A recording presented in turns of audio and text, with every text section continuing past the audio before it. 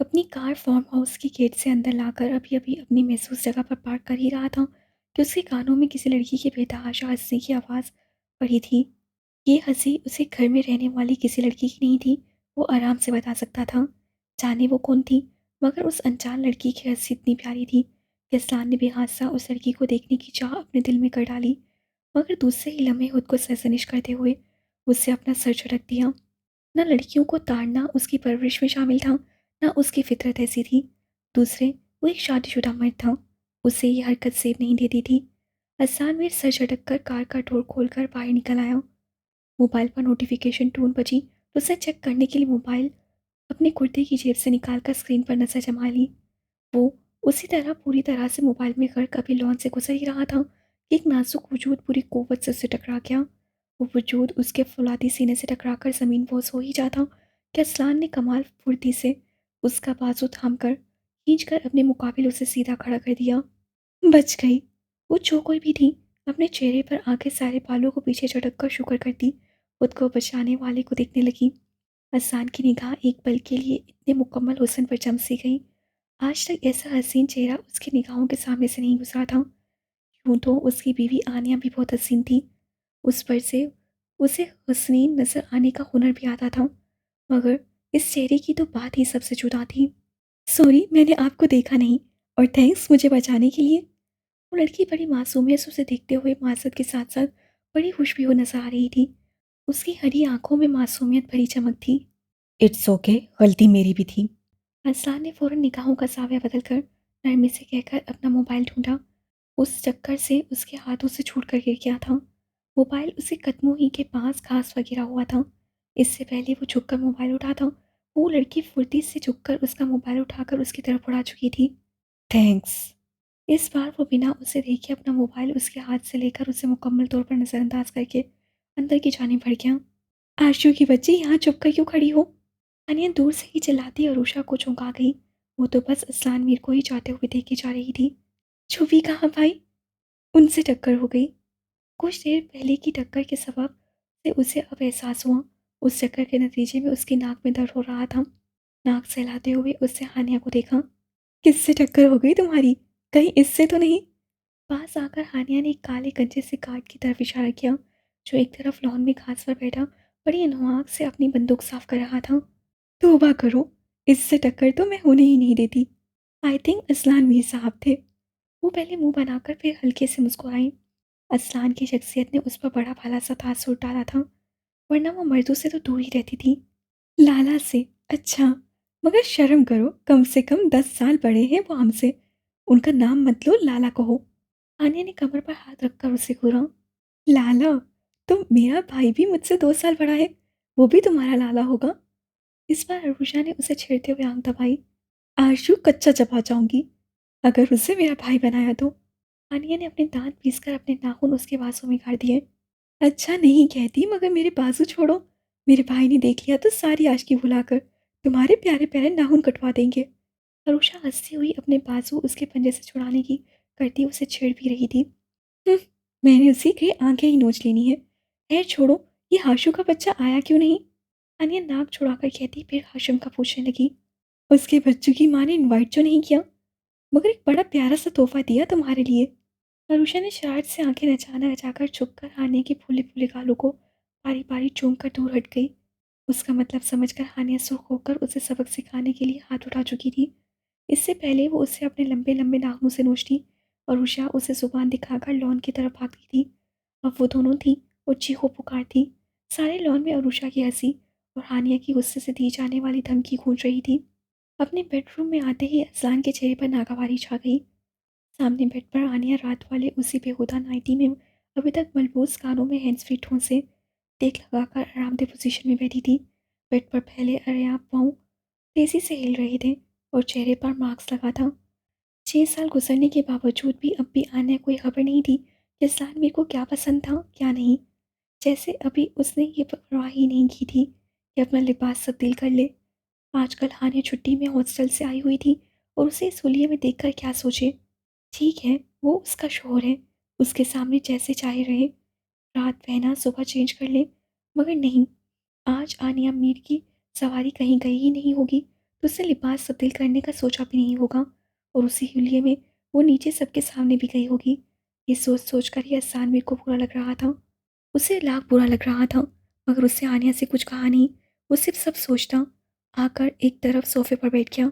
अपने पाँव से जूते और जुराबें निकाल कर वो जूते हाथों में दबाकर शू रैक की तरफ बढ़ गया। ड्रेसिंग रूम में आकर वो टॉवल लेकर वॉशरूम में घुस गया।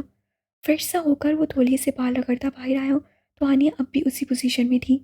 अरसान की उससे कभी परवाह नहीं की थी, ना अब भी करने का इरादा था उसका। आनिया, अब डिनर के लिए नीचे जाना तो ये ड्रेस चेंज करते हुए जाना। वो इस बार बहुत ही तहम्मुल से उससे कहता बेड की तरफ आ गया। अरसान मीर, मेरा जब दिल कहेगा मैं चेंज करूंगी। हर बार की तरह आनिया ने उसकी बात रद्द कर दी और उठकर बैठ गई।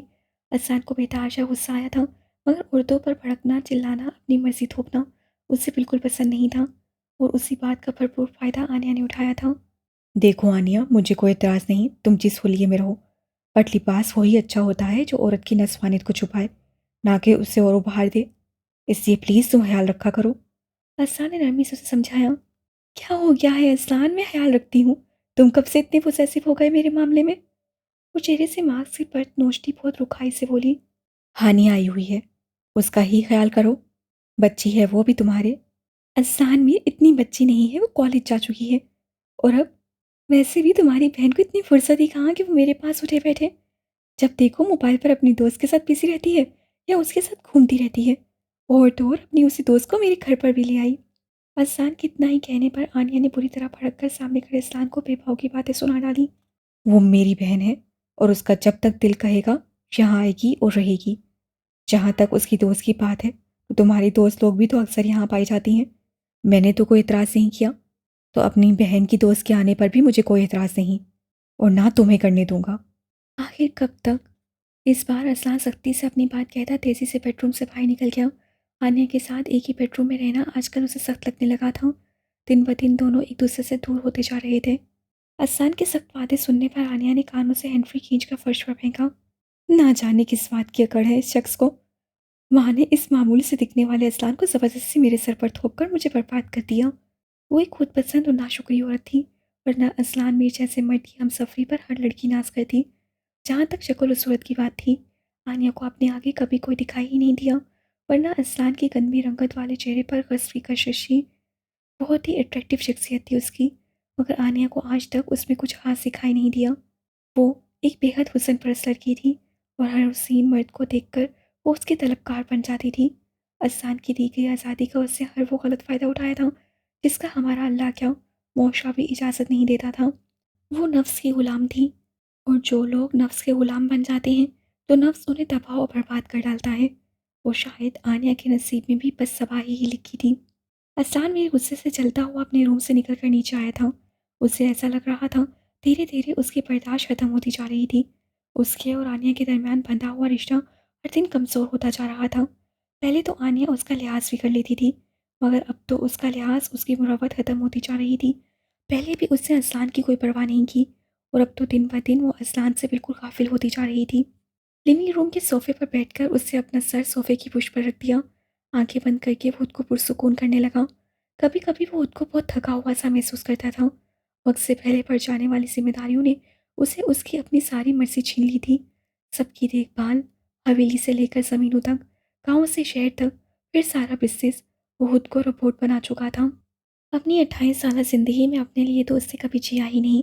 घर वालों के लिए ही हँसता था, उनके लिए ही रोता था। यहाँ तक कि शादी जैसा अहम फैसला भी खुद नहीं किया था। चाची ने इल्तिजा की, माँ ने हाँ कह दी, वो आनिया उसके साथ बांध दी गई और वो सबके साथ साथ आनिया को भी खुश रखने के चक्कर में अपना आप भुला गया था। अरसान ने अपनी दोनों उंगलियों से पेशानी जोर से दबाई थी। सर में दर्द सा होने लगा था।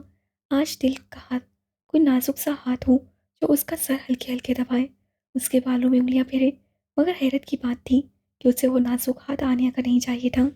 इन 6 सालों में खुद असलान ने महसूस किया था कि आज तक आनिया उसके दिल को छू ही नहीं पाई थी। वो बहुत हसीन थी, बहुत ही पुरजोश, मगर वो नहीं थी जिसकी उसका दिल ख्वाहिश करता था। ऐसी कोई बात नहीं, मुझे अपनी बीवी पसंद है, उसे प्यार करता हूँ।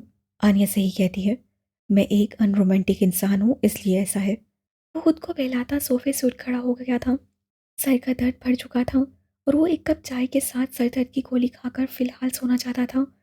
इसलिए किचन की तरफ बढ़ गया ताकि हांसामा से कह सके, यार हानू एक बात बताओ।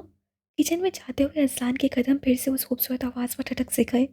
वो दोनों शायद किचन में थी और वो हानिया की शायद वही दोस्त थी जिसका जिक्र हानिया ने किया था, और हानिया जिसकी तारीफ़ें कर करके घर वालों समेत अरसलान का भी दिमाग खा जाती थी। हाँ बोलो आशु।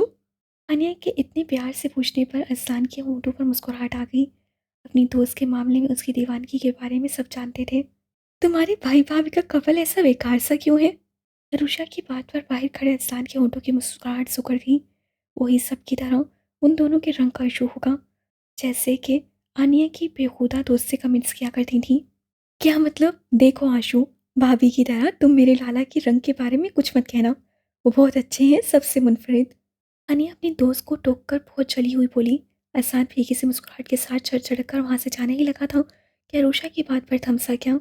यही तो मैं भी कहना चाहती थी डफ्फर, कि तुम्हारे इतने डिसेंट लाला को उस प्लास्टिक की नकचीड़ी गुड़िया में क्या नजर आया जो शादी कर ली। अरुषा बाहर खड़े असलान की मौजूदगी से बेखबर अपने दिल की बात हानिया को बता रही थी। यार तुम्हारे लाला इतने अट्रैक्टिव हैं और कितने हैंडसम हैं। क्या जागीरदारों वाली आन बान है।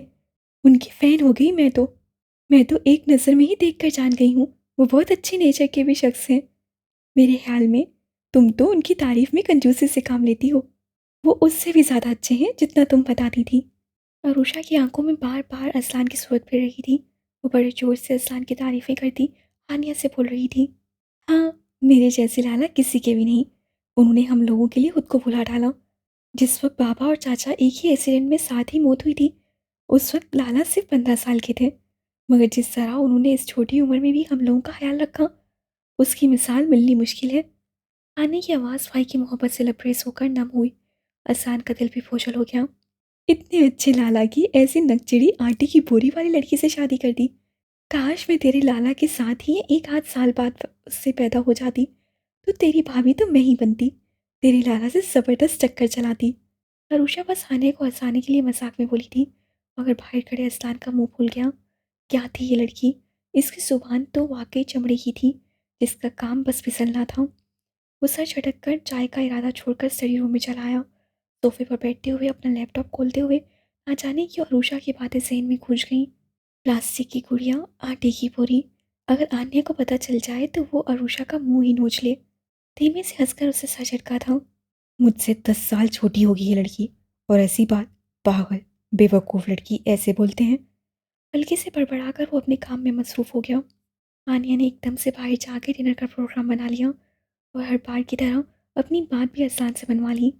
वो भी आज ज़हनी तौर पर थका हुआ था, इसलिए आराम से राज़ी हो गया कि शायद बाहर जाकर और कुछ वक्त आनिया के साथ बिताकर वो फिर से खुद को बहला ले।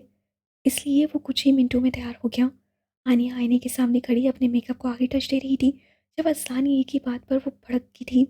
व्हाट डू यू मीन कि हम अपने डिनर पर उन दोनों को भी साथ लेकर चलें? आनिया अपनी भूरी आंखों को सुकड़कर एकदम से मुड़कर चीखी थी। इसमें चीखने की क्या बात है आनिया? हम उन दोनों को तन्हा यहाँ छोड़कर तो नहीं जा सकते। आनिया, मेरी जिम्मेदारी है। उसके चीखने पर असलान ने अपनी नागवारी दबाते हुए समझाया। और ये जो इतने सारी गार्ड्स हैं वो किसकी हैं? छोटी बच्ची नहीं है वो कि डर जाएगी। वो अपनी नाक फुलाती उसे घूर रही थी। मुझे कोई बहस नहीं करनी। अगर चलना है तो सब जाएंगे, वरना तुम भी घर में बैठो। आज पहली बार अजान ने कथी अंदाज निकाल कर आनिया को देखा और अपने कुर्ते के बटन्स बंद करने लगा। आनिया उसके अंदाज को देखकर जब्त करती मुड़कर अपनी लिपस्टिक और कैरी करने लगी। आईने में नजर आते अजलान के अक्स को देखकर उससे नखोद से नाक सुकड़ी। "हम्म, अपने आप को ना जाने किस रियासत का शहजादा समझता है। माय फुट, कोई ड्रेसिंग सेंस है ही नहीं। उसे अजलान के हर वक्त कुर्ते शलवार में ड्रेसअप रहना भी पसंद नहीं था। वो पहले बहुत टोकती थी, पर अजलान को उसकी पसंद की ड्रेसिंग जो अजीबोगरीब होती बिल्कुल पसंद नहीं थी। खड़े बाल बनाना, उल्टे सीधे टैटू बनवाकर हाफ स्लीव और खुले गुरबान वाली कसी शर्ट पहनना, या और भी कोई ऊंची ड्रेसिंग वो बिल्कुल नहीं कर सकता था। अभी ब्लैक कुर्ते शलवार में वो बहुत जच रहा था, मगर हीरे को परखने वाली निगाह आनिया के पास नहीं थी। वो पत्थर के पीछे भागने वाली लड़की थी, इसलिए उसकी कदर ना करके पत्थरों के पीछे भाग रही थी। तैयार होकर नीचे आ जाना। हसान अपना मोबाइल उठाकर जेब में रखता, वहीं पास पड़ी अपनी घड़ी उठाकर रूम से निकल गया। सीढ़ियों से उतरते ही उसे हाथ में ली गई घड़ी पहनने का ख्याल गुजरा था। वो घड़ी पहनते हुए हानिया के रूम के डोर तक पहुंचा ताकि उससे पूछ ले वो तैयार हो गई कि नहीं। रूम का डोर खुला था तो बेधड़क रूम में चला आया, मगर रूम में घुसते ही उसे एहसास हो गया कि उसने कितनी बड़ी गलती कर दी है। उसे नॉक करके आना चाहिए था। रूम में अरुषा तनहा थी और ड्रेसिंग टेबल के सामने खड़ी वो अपनी फ्रॉक की जिप बंद करने की कोशिश में लगी हुई थी। उसे एकदम से रूम के अंदर आधा देखकर पूरी तरह से खौफसदा होकर मुड़ी और डोर पर खड़े अस्तान को देखकर उसने अपनी पुश ड्रेसिंग टेबल से चिपका ली। I am sorry, so sorry, मुझे मालूम नहीं था कि तुम। अस्तान फौरन अपनी निगाह झुकाकर पूरी तरह से शर्मिंदा होकर जिस तेज़ी से रूम में आया था उसी तेज़ी से रूम से निकल आया। बाहर निकलते हुए हजार बार खुद पर लानत भेज चुका था। क्या सोच रही होगी वो कि वो कैसा बंदा है।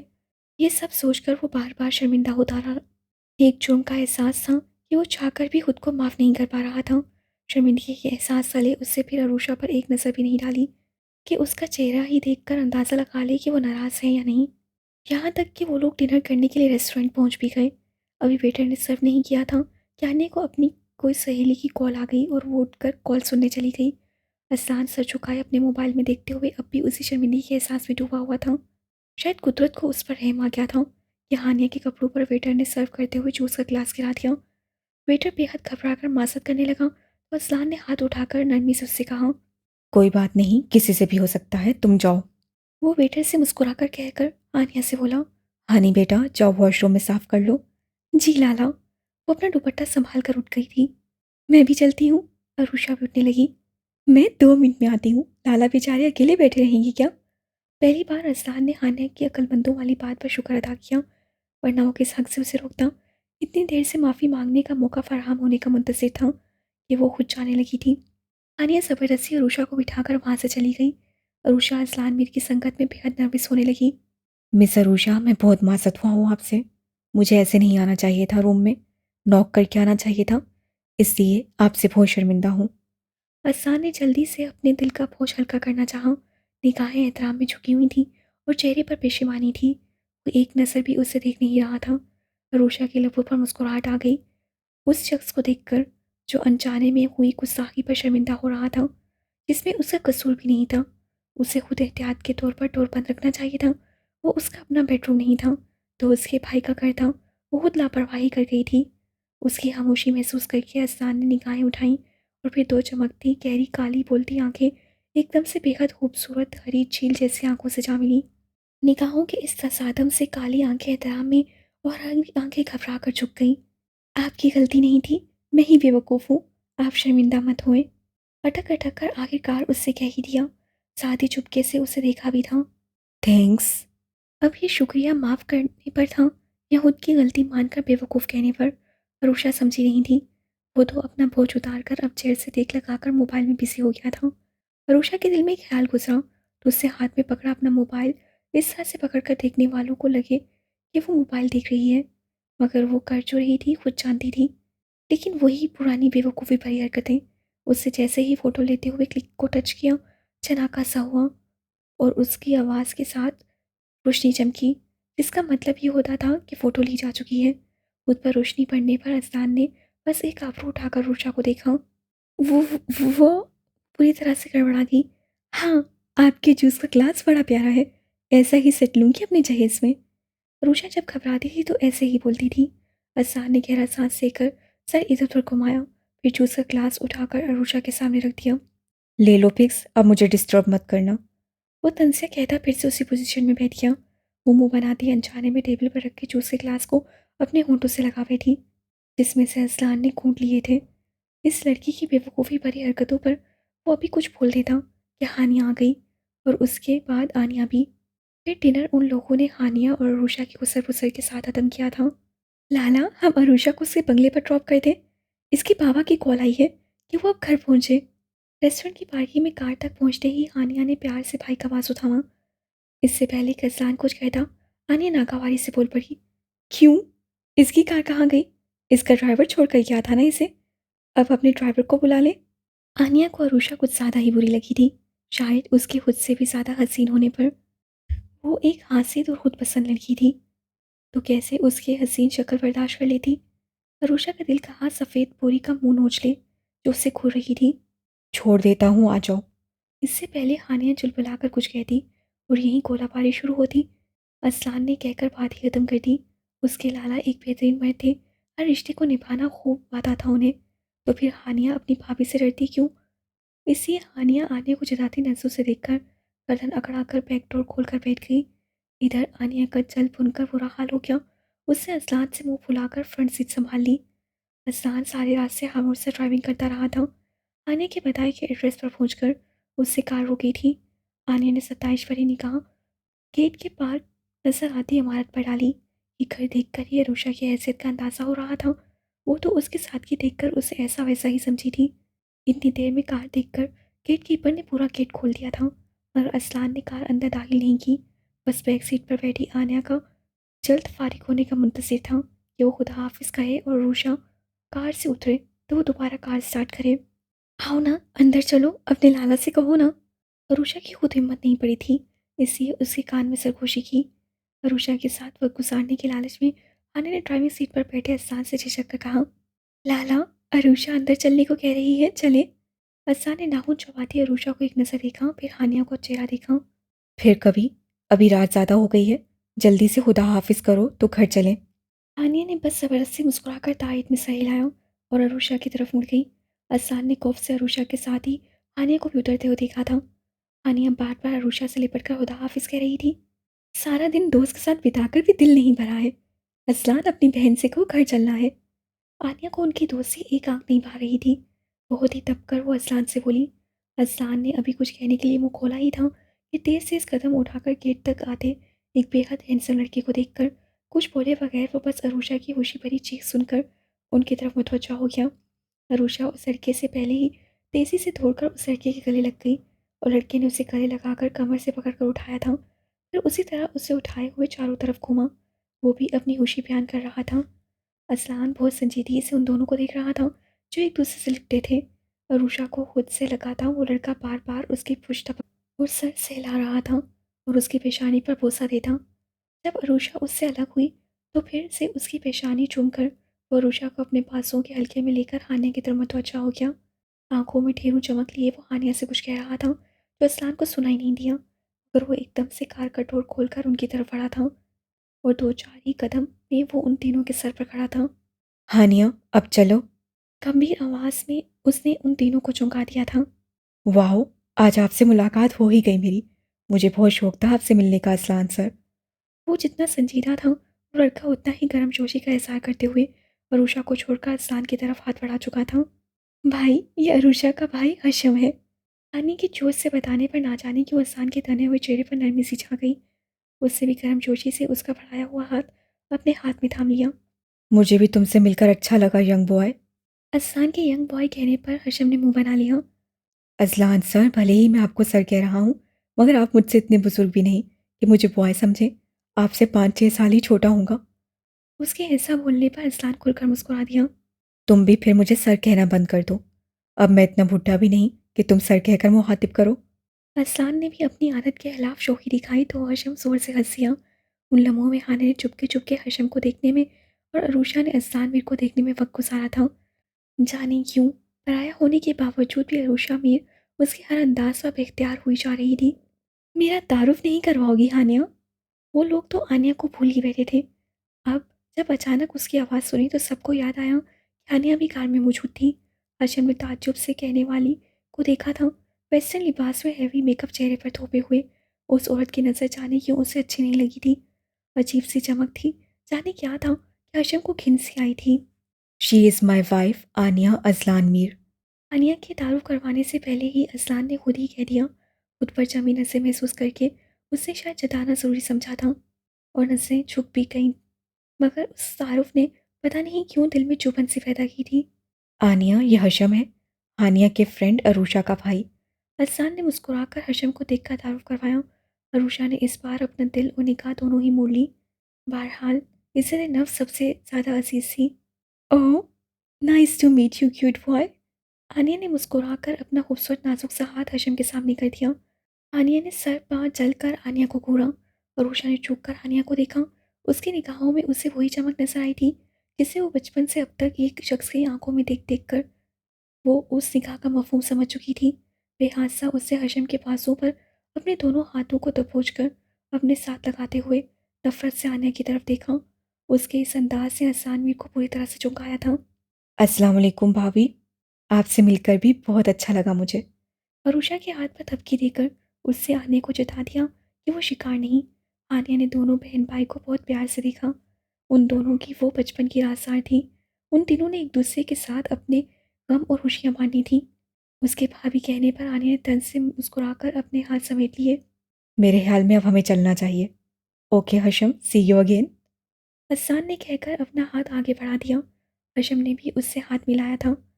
आनिया एक बार फिर अरुषा के गले लगकर खुदा हाफिज कह रही थी कि what A surprise, Azlan Mir और मेरे करीब आने पर। तभी वहाँ एक कार रुकी थी और उसमें से जो शख्स बोलते हुए निकला था उसे देखकर असानवी को हैरत का झटका लगा था कि अरुषा और हशम का बाप शाहनवाज खान है।